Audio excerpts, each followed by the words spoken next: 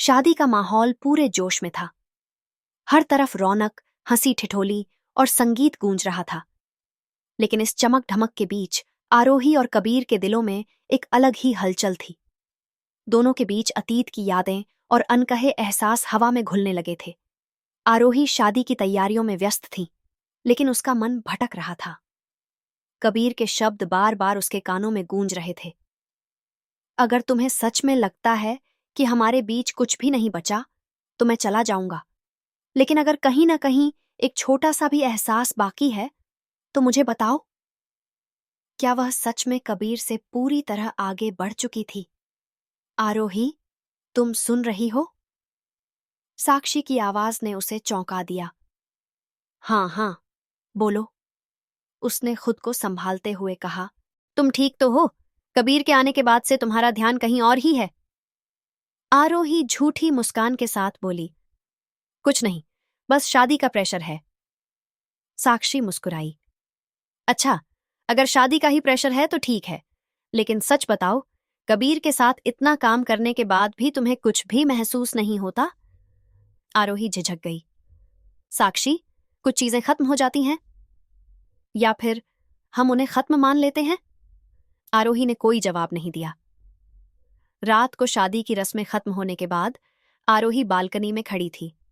उसे एहसास हो रहा था कि वह अपने आप से भी झूठ बोल रही थी। तभी दरवाजे पर दस्तक हुई। कौन?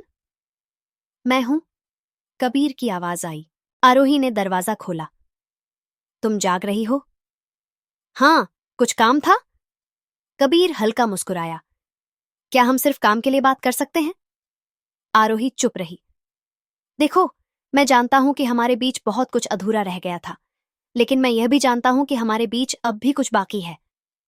कबीर, तुम ये क्यों नहीं समझते कि कुछ चीजों को वहीं छोड़ देना चाहिए जहां वे थीं? और अगर मैं नहीं छोड़ना चाहता? आरोही ने उसकी आंखों में देखा। हम एक दूसरे से बहुत अलग हैं कबीर। हमने पहले भी कोशिश की थी और हम असफल हुए। या फिर हमने कोशिश ही नहीं की थी? आरोही ने गहरी सांस ली। हमारे बीच बहुत कुछ बदल चुका है। सिर्फ हालात बदले हैं, एहसास नहीं। कबीर ने धीरे से कहा। आरोही ने उसकी तरफ देखा, लेकिन जवाब नहीं दिया। अगर तुम्हें सच में लगता है कि हमारे बीच कुछ भी नहीं है, तो मैं आगे कभी इस बारे में बात नहीं करूंगा। लेकिन अगर कहीं ना कहीं तुम्हारे दिल में मेरे लिए कोई भी जगह बची है, तो मुझे एक मौका दो। आरोही की आंखों में एक पल के लिए नमी आ गई, लेकिन उसने खुद को संभाल लिया। कबीर, मुझे सोना है। कबीर हल्का सा मुस्कुराया। गुड नाइट आरोही, और वह चला गया। आरोही ने दरवाजा बंद किया, लेकिन उसके दिल में एक हलचल मच गई थी। अगले दिन शादी की विदाई थी। माहौल भावुक था। दुल्हन अपनी मां को गले लगाकर रो रही थी। हर तरफ लोगों की आंखों में आंसू थे।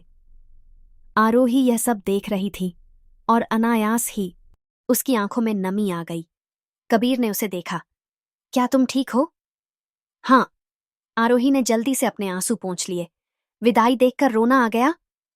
बस कुछ पुरानी बातें याद आ गईं। कुछ बातें तो हमें हमेशा याद रहती हैं, कबीर ने हल्की मुस्कान के साथ कहा। आरोही ने उसकी तरफ देखा। क्या वह वाकई सब भूल सकती थी? शादी की विदाई का दृश्य हर किसी की आंखों में आंसू ले आया था। फूलों से सजी गाड़ी धीरे धीरे आगे बढ़ रही थी, और पीछे खड़े सभी लोग हाथ हिलाकर दुल्हन को विदा कर रहे थे। आरोही ने भी एक लंबी सांस ली, लेकिन उसकी आंखें कबीर की ओर उठ गईं, जो चुपचाप खड़ा यह सब देख रहा था। कबीर ने भी उसकी नजरों को महसूस किया। दोनों की आंखें मिलीं, लेकिन कुछ ही पलों में आरोही ने अपनी नजरें फेर लीं। सब कुछ खत्म हो चुका था। शादी, रस्में, और उनके साथ वह मजबूरी भी, जो उन्हें एक ही जगह बनाए हुए थी। लेकिन क्या वाकई सब कुछ खत्म हो चुका था? विदाई के बाद सभी लोग अपने अपने कमरों में जाने लगे। समर और साक्षी अपने सामान की पैकिंग में लगे थे, और होटल के लॉबी में हलचल कम होती जा रही थी। आरोही भी अपने कमरे में सामान पैक कर रही थी, जब दरवाजे पर दस्तक हुई। आरोही, चलोगी बाहर? कबीर की आवाज आई। आरोही कुछ पल के लिए रुकी। क्यों? बस वैसे ही। एक आखिरी बार मिलना चाहता हूं, जाने से पहले। आरोही ने गहरी सांस ली। फिर खुद को संभालते हुए दरवाजा खोला। कहाँ जाना है? जहां हमारी पुरानी यादें हमें ले जाईं, कबीर ने मुस्कुराते हुए कहा। आरोही ने हल्की झिझक के बाद हामी भर दी। कबीर उसे कार में बैठाकर शहर की उन गलियों की ओर ले गया जहां कभी उनका रिश्ता सांस लिया करता था। याद है, ये वही चाय की दुकान है जहां हम कॉलेज के बाद आया करते थे, कबीर ने कार रोकते हुए कहा। आरोही हल्की मुस्कान के साथ बोली, हाँ, और तुम हमेशा फ्री की चाय के बहाने बहस करते थे और तुम हमेशा हार मान लेती थी, कबीर ने चाय का ऑर्डर देते हुए कहा। नहीं, मैं बस तुम्हें खुश देखना चाहती थी, आरोही ने हल्के से कहा। कबीर उसे देखने लगा। तो क्या अब तुम मुझे खुश नहीं देखना चाहती? आरोही ने जवाब नहीं दिया। चाय आई और दोनों बिना कुछ कहे उसे पीने लगे। पुरानी यादें, पुरानी बातें, सब उनकी खामोशी में गूंज रही थीं। आरोही, क्या तुमने कभी सोचा कि अगर हम उस दिन अलग नहीं होते तो आज कहाँ होते? आरोही ने उसकी तरफ देखा, लेकिन कुछ नहीं कहा। क्योंकि मैंने सोचा है, कबीर ने धीरे से कहा। और क्या सोचा? यही कि शायद हम अब तक शादी कर चुके होते, शायद हमारे भी सपनों का घर होता, शायद हम भी। आरोही ने उसकी बात बीच में ही काट दी। शायद शायद शायद, कबीर, जिंदगी सिर्फ शायदों पर नहीं चलती। तो फिर किस पर चलती है आरोही? वक्त पर, और वक्त हमें पीछे नहीं जाने देता। कबीर ने गहरी सांस ली। अगर वक्त हमें पीछे नहीं ले जा सकता तो क्या वो हमें फिर से एक साथ आने का मौका दे सकता है? आरोही के पास कोई जवाब नहीं था। रात गहराती जा रही थी और दोनों वहीं बैठे थे। चाय खत्म हो चुकी थी, लेकिन बातें अब भी अधूरी थीं। तुम अब भी मुझसे प्यार करती हो, है ना? कबीर ने सीधा सवाल किया। आरोही चौंक गई। कबीर, ये सवाल सिर्फ हाँ या ना? आरोही आरोही की आंखों में हल्की नमी आ गई। प्यार सिर्फ महसूस करने से नहीं चलता कबीर, उसमें भरोसा भी चाहिए होता है, समझ भी चाहिए होती है। और क्या हमारे बीच वो सब नहीं था? था, लेकिन कहीं ना कहीं हम दोनों ने ही उसे खो दिया। कबीर चुप हो गया। अगर मैं कहूं कि मैं दोबारा सब ठीक करना चाहता हूं, तो मैं कहूंगी कि यह इतना आसान नहीं है, आरोही ने धीरे से कहा। मैंने आसान की उम्मीद कभी नहीं की आरोही। दोनों के बीच खामोशी छा गई। शायद हमें अब चलना चाहिए, आरोही ने उठते हुए कहा। कबीर ने एक लंबी सांस ली और कार स्टार्ट कर दी। वापसी के दौरान बारिश शुरू हो गई। बारिश, फिर से, आरोही ने हल्की हंसी के साथ कहा। याद है जब पहली बार बारिश में भीगकर हम तुम्हारे घर तक गए थे? कबीर ने मुस्कुराते हुए पूछा। आरोही ने सिर हिलाया। और फिर मैंने तुम्हें अपने घर के बाहर छोड़ दिया था क्योंकि मम्मी गुस्सा हो जाती। और आज? आरोही ने कबीर की ओर देखा। क्या आज भी तुम मुझे अपने दिल के दरवाजे से बाहर ही छोड़ दोगी या अंदर बुलाओगी? आरोही ने कोई जवाब नहीं दिया। कार धीरे धीरे होटल की ओर बढ़ रही थी। बारिश की बूंदें खिड़कियों पर गिर रही थीं और दोनों के दिलों में कुछ नया दस्तक दे रहा था। क्या यह महज इत्तेफाक था या फिर तकदीर का इशारा? अगली सुबह आरोही अपनी फ्लाइट के लिए तैयार हो रही थी जब उसके फोन पर एक मैसेज आया। कबीर, क्या हम आज एक नई शुरुआत कर सकते हैं? आरोही ने मैसेज पढ़ा। क्या वह वाकई आगे बढ़ सकती थी? क्या वह फिर से इस रिश्ते को मौका दे सकती थी? उसके दिल में कई सवाल उठ रहे थे, लेकिन इस बार जवाब देने का समय था। आरोही ने धीरे से अपने फोन पर जवाब टाइप किया। आरोही की उंगलियां फोन स्क्रीन पर रुकी हुई थीं। कबीर का मैसेज उसके दिल की धड़कनों को तेज कर रहा था। क्या हम आज एक नई शुरुआत कर सकते हैं? क्या वह इस रिश्ते को फिर से मौका दे सकती थी? क्या सच में कुछ भी नहीं बदला?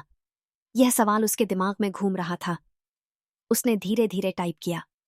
कबीर, मैं अभी कुछ कह नहीं सकती, मुझे सोचने के लिए वक्त चाहिए। जवाब भेजते ही उसके दिल में हलचल मच गई। क्या वह सही कर रही थी या फिर यह सिर्फ पुराने जख्मों को कुरेदने जैसा था? आरोही का फ्लाइट का समय हो चुका था। वह सामान लेकर एयरपोर्ट पहुंची, लेकिन दिल और दिमाग में अजीब सी उथल पुथल मची थी। मैम, आपकी फ्लाइट का बोर्डिंग शुरू हो गया है, काउंटर पर खड़ी एयरलाइन स्टाफ ने कहा। आरोही ने गहरी सांस ली और आगे बढ़ गई। जैसे ही उसने बोर्डिंग गेट की तरफ कदम बढ़ाए, अचानक उसे लगा कि कोई पीछे से उसका नाम पुकार रहा है। आरोही! वह पलटी। कबीर खड़ा था, हल्का सा हांफता हुआ, जैसे भाग कर आया हो। कबीर, तुम यहां? हाँ, क्योंकि तुम चली जाओगी तो फिर शायद मुझे तुम्हें रोकने का मौका नहीं मिलेगा। आरोही उसे देखती रही। मैं नहीं चाहता कि यह कहानी अधूरी रह जाए, कबीर ने कहा। कबीर, ये इतना आसान नहीं है। मैंने आसान की उम्मीद भी नहीं की थी, कबीर ने मुस्कुराते हुए कहा। आरोही असमंजस में थी। एक तरफ उसका करियर, उसकी जिंदगी, और दूसरी तरफ कबीर, उसका अतीत और शायद उसका भविष्य भी। प्लीज, एक बार सोचो। अगर तुम्हें लगता है कि हमारे बीच कुछ नहीं बचा, तो मैं पीछे हट जाऊंगा। लेकिन अगर तुम्हारे दिल में एक बार भी यह सवाल उठा है कि क्या हो अगर, तो इसका मतलब है कि कहीं ना कहीं तुम्हें भी लगता है कि हम फिर से शुरू कर सकते हैं। आरोही चुप रही। घोषणा हुई। फ्लाइट नंबर 6E5235 के पैसेंजर्स कृपया बोर्डिंग गेट पर आएं। आरोही ने एक लंबी सांस ली। मुझे जाना होगा कबीर। कबीर ने हल्की मुस्कान के साथ सिर हिलाया। ठीक है, लेकिन एक बात याद रखना, आरोही, अगर यह फ्लाइट छूट जाए तो इसका मतलब है कि हमें एक और मौका देना चाहिए। आरोही उसे देखकर कुछ भी नहीं कह पाई। उसने बोर्डिंग पास निकाला और गेट की तरफ बढ़ गई। कबीर वहीं खड़ा रहा, उसकी तरफ देखते हुए। आरोही ने गहरी सांस ली, अपने दिल की धड़कनों को शांत करने की कोशिश की और फ्लाइट के अंदर कदम रख दिया। मुंबई वापस आकर आरोही ने खुद को काम में झोंक दिया। लेकिन जितना वह खुद को व्यस्त रख रही थी, उतना ही उसका दिमाग कबीर की बातों में उलझा जा रहा था। क्या सच में हमारे बीच कुछ बाकी है? क्या सच में मैं कबीर से दूर जा सकती हूं? इन्हीं सवालों के साथ उसने अपने लैपटॉप पर काम शुरू किया। तभी एक नोटिफिकेशन आया। कबीर, बस इतना बता दो कि तुम ठीक हो। आरोही ने जवाब नहीं दिया, लेकिन उसके चेहरे पर एक हल्की मुस्कान आ गई। 3 दिन बाद आरोही ऑफिस में मीटिंग कर रही थी जब साक्षी भागती हुई अंदर आई। आरोही, अर्जेंट न्यूज। क्या हुआ? तुम यकीन नहीं करोगी, हमें एक बहुत बड़ी वेडिंग इवेंट का प्रोजेक्ट मिला है। अरे वाह, कौन सी शादी? राजवीर मल्होत्रा और तान्या मेहरा की। आरोही मुस्कुराई। ओह, ये तो बड़ी न्यूज है, लेकिन इसमें इतना एक्साइटमेंट क्यों? क्योंकि इस शादी का डेकोरेशन कबीर कर रहा है। आरोही के हाथ में पकड़ी फाइल गिर गई। क्या? हाँ, यानी तुम और कबीर फिर से एक साथ काम करने वाले हो। आरोही स्तब्ध रह गई। क्या यह सिर्फ एक इत्तेफाक था, या फिर तकदीर उसे फिर से मौका दे रही थी? शादी के वेन्यू पर पहुंचकर आरोही ने अपने काम में ध्यान लगाने की कोशिश की, लेकिन जैसे ही वह अंदर पहुंची, सामने कबीर खड़ा था। कबीर ने हल्की मुस्कान के साथ कहा, फिर से मिलना हुआ, आरोही। आरोही ने खुद को संभाला। हाँ, लेकिन इस बार सिर्फ प्रोफेशनल तरीके से। कबीर ने सिर हिलाया। जैसा तुम चाहो, लेकिन देखना, तकदीर को हमारे प्रोफेशनल होने से कोई फर्क नहीं पड़ता। आरोही ने उसे नजरअंदाज किया और काम में लग गई। लेकिन दिल ही दिल में वह जानती थी, यह आसान नहीं होने वाला था। शादी की तैयारियों का शोर, चारों तरफ दौड़ते लोग, सजते हुए मंडप और गूंजती हुई हंसी, यह सब कुछ वैसा ही था जैसा आरोही ने हमेशा सोचा था। लेकिन इस बार हालात अलग थे। वह यहाँ एक वेडिंग प्लानर के तौर पर थी और कबीर डेकोरेशन का हेड। समय ने दोनों को फिर से एक जगह लाकर खड़ा कर दिया था। क्या यह सिर्फ एक इत्तेफाक था, या फिर उनके अधूरे रिश्ते को पूरा करने का एक और मौका? आरोही होटल के लॉन में खड़ी थी, मेहमानों के बैठने की व्यवस्था देख रही थी। तभी उसके कानों में एक जानी पहचानी आवाज पड़ी। ये लाइट्स थोड़ी और ब्राइट होनी चाहिए, कबीर किसी से कह रहा था। आरोही ने सिर उठाया। कबीर ठीक सामने खड़ा था, हाथ में ब्लूप्रिंट पकड़े, पूरे फोकस के साथ डेकोरेशन की प्लानिंग कर रहा था।